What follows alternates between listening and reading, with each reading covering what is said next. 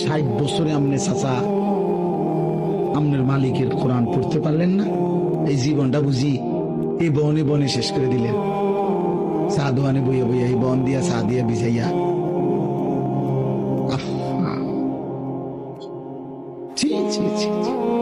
অসংখ্য বুড়া মানুষ হাইসা কি লাভ?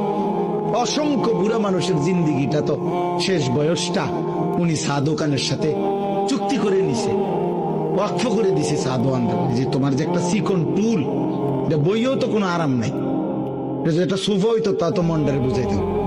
চিকন টুল এটার মধ্যে ঠিক মতো তো পিছনের সাইজ পুরোটা আঁটে না।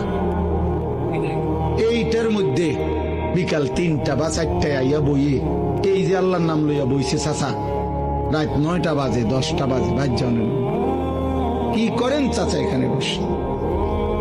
কি করেন? আহ হায় হায়, টিভি দেখে, নাচ দেখে, গান দেখে, আফসুস করে, পুরান কথা মনে হয়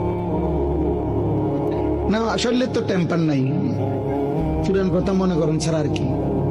হ্যাঁ, যদি বলেন এভাবে বল, তারপরেও যদি কোনো বুড়া চাচার লজ্জা হয়, তাইলে ওই লজ্জা তো আপনার নিয়ামত। আজ দুনিয়ায় যদি ফিরে যাইতেন। আমি এই জন্য বলছি চাচা, আপনার ঘরে দইয়া বলার মতো কেউ নাই। আপনার ঘরে বলা উচিত, সাধু আনতে টাইম না বাইর করা উচিত যে মুরব্বী আপনাকে আল্লাহ তাআলা এই হায়াত দিয়েছেন সাধু আনে নর্তকে দেখার জন্য না, আল্লাহকে ডাকার জন্য, আল্লাহকে সেজদা করার জন্য, আল্লাহর কালাম পড়ার জন্য। বুড়া মিয়া তুমি জীবনটারে বড় বেশি নষ্ট করে দিচ্ছেন, খামখেয়ালি করছেন, খামখেয়ালি করছেন। আল্লাহ আমাদেরকে বুঝ দান করে। এজন্য কিশোর ভাই, যুবক ভাই, মুসলিম ছেলে, তোমাদের জিন্দিগিও তোমরা মনে রাখো। আল্লাহ তোমাদের যাদের জবান দিয়া মালিকের কোরআন উচ্চারণ হয় না, তোমাদের যাদের জবান দিয়ে চোখ দিয়ে আল্লাহর কালাম দেখো না, তোমার চোখগুলো তো নাই। এই জন্য আল্লাহ কোরআনে বলছে, এবার শুনেন, আল্লাহ গাফেলের পরিচয় বলছে। গাফেল কারা?